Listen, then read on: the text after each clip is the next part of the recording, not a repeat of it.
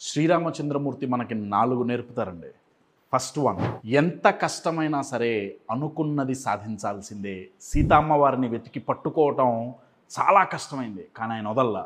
Second, ఒంటరిగా పోరాడితే success రాదండి. శ్రీరామచంద్రమూర్తికి కొన్ని కోట్ల వానరాలు టీం వర్క్ చేసి ఆయనకి హెల్ప్ చేసినాయి.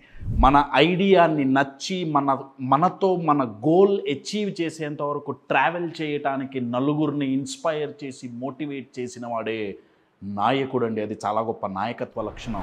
థర్డ్, ఎక్కడికి వెళ్ళాలో మనకి తెలుస్తుంది, కానీ ఎలా వెళ్ళాలో ప్రతిసారి తెలియదు. సముద్రంలో వెళ్ళటానికి దారి కనపల్లా, దారి సృష్టించుకున్నారు. ప్రతిసారి మనకు అవకాశాలు దొరకవు, కనపడవు, సృష్టించుకోవాల్సిందే. ఫోర్త్, ఇంత కష్టపడి మీరు గోల్ దగ్గరికి వెళ్ళేటప్పుడు 10 తలల రావణాసురుడు మీకు మీ గోల్కి మధ్యలో నిలబడతాడు. ఆ 10 తలల రావణాసురుడే మీ లోపల ఉండే భయం కావచ్చు, అపనమ్మకాలు కావచ్చు, లేకపోతే మిమ్మల్ని డిస్కరేజ్ చేసి డిమోటివేట్ చేసే సొసైటీ కావచ్చు.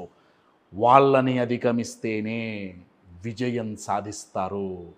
అలా చేసిన వాడికి లోకమంతా జై జైకారాలు కొడుతుంది. జై శ్రీరామ్.